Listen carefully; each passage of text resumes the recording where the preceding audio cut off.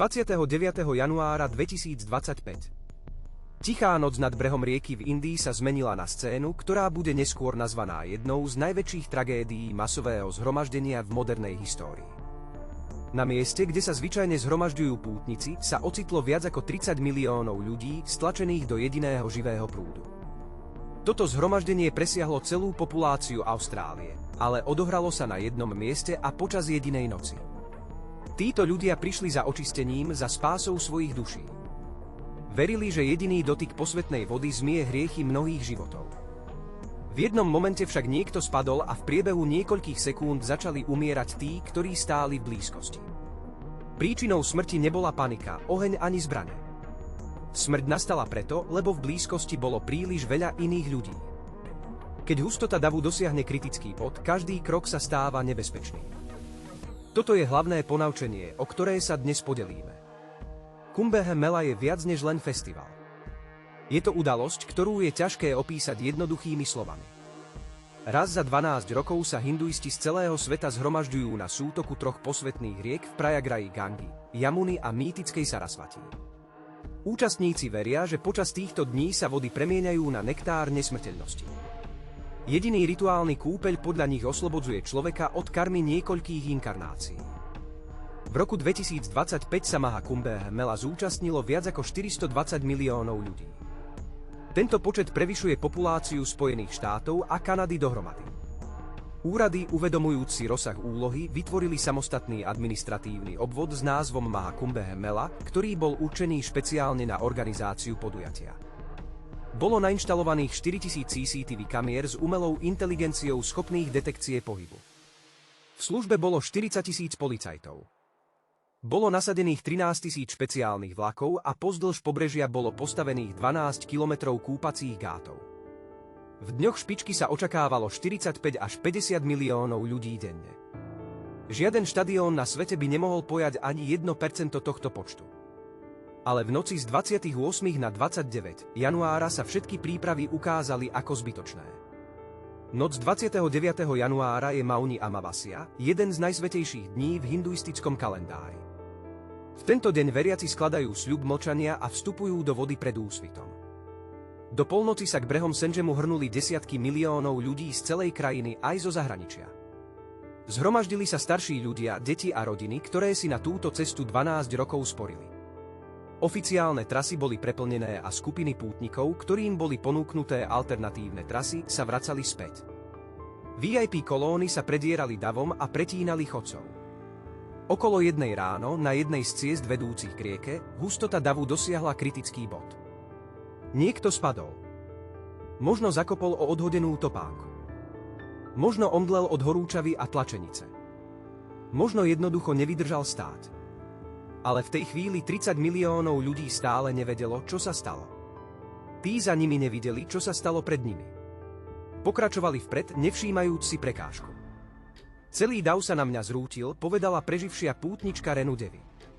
Keď sa dav rútil dopredu, starší ľudia a ženy sa začali tlačiť. A nikto nemohol pomôcť, očití svedkovia opisovali rozhádzané oblečenie, stratené sandále, prikrývky a beztvárny chaos, ktorý zostal po tom, čo vlna prešla. Oficiálny počet obetí bol 37. Nezávislé zdroje uvádzajú číslo od 50 do 80. Stovky utrpeli zranenia rôznej závažnosti. Úrady spočiatku tragédiu popierali. Keď boli uznané obete, festival pokračoval. O 8 hodine rána už 30 miliónov ľudí vstúpilo do vody. Táto skutočnosť vyvoláva otázku, ktorú si kladie mnoho pozorovateľov. Prečo sa takéto katastrofy stávajú znova a znova, napriek prítomnosti tisícok kamier, policajtov a organizátorov? Odpoveď spočíva vo fyzike davu. Pri hustote 4 ľudí na meter štvorcový sa človek stále môže pohybovať, ale už si nemôže vyberať smer. Pri 5 ľuďoch na meter štvorcový sa kontrola tela takmer úplne stráca. Pri 6 alebo viacerých ľuďoch na meter štvorcový tlak na hrudník každého účastníka presahuje 2500 newtonov. To stačí na zlomenie rebier bez akéhokoľvek nárazu, len kvôli prítomnosti iných ľudí v blízkosti. Tento fyzikálny zákon vysvetľuje, prečo sa dav na Kumbh Mela zmenil na smrteľnú pascu. Tí vpredu v dave cítia nebezpečenstvo a snažia sa spomaliť. Tí za nimi ho nevidia. Cítia len to, že za nimi je ešte priestor a pokračujú vpred. Priepasť v informáciách sa stáva smrteľnou. Rieka je pevná hranica, ktorú nemožno odsunúť. Cesty k vode sú úzke lieviky, zúžené do jediného bodu. Vrchol udalosti je sústredený v jednej konkrétnej noci, v jednej posvetnej hodine. Účasť nemôžete odložiť na zajtra, nemôžete prísť neskôr. Sila presvedčenia je silnejšia ako strach. Vedci nazývajú takéto náboženské zhromaždenia najnáročnejšou triedou udalostí z hľadiska bezpečnosti davu. Motivácia účastníkov ich robí odolnými voči signálom nebezpečenstva. Keď megafóny kričali uhnite sa iným smerom, ľudia sa pohli dopredu, pretože pred nimi ležala rieka, pred nimi bola spása.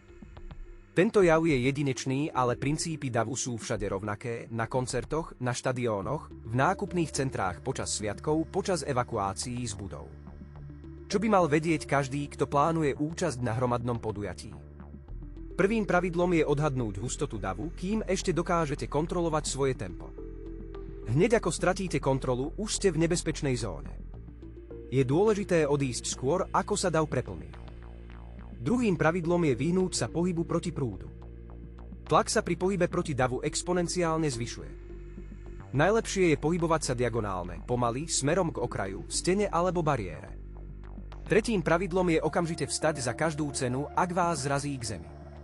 Človek ležiaci v hustom dave je takmer neviditeľný a pud seba záchovy sa stráca, pretože sa jednoducho nevie zastaviť. Štvrtým pravidlom je chrániť si hrudník. Prekrížením rúk pred sebou si vytvoríte malú vzduchovú kapsu. To doslova poskytuje niekoľko centimetrov priestoru na dýchanie, často dosť na prežitie. Piatým pravidlom je vyhýbať sa kriku pomoc, pretože krik zvyšuje paniku a urýchľuje tlačenicu. Je lepšie hovoriť nahlas a pokojne. Ustúpte, je tu tlačenica, prosím, ustúpte. Toto znie ako rozkaz, nie ako volanie o pomoc. Na úsvite 29. januára už tí, ktorí prežili tlačenicu, stáli vo vode. Modlili sa, plakali, ďakovali. Festival pokračoval, pretože pre 100 miliónov ľudí, ktorí v ten deň prišli, sa viera ukázala byť silnejšia ako strach. 37 rodín v tú noc stratilo svojich blízkych. Aj oni prišli pre spásu. Dav nie je ani zlý, ani hlúpy.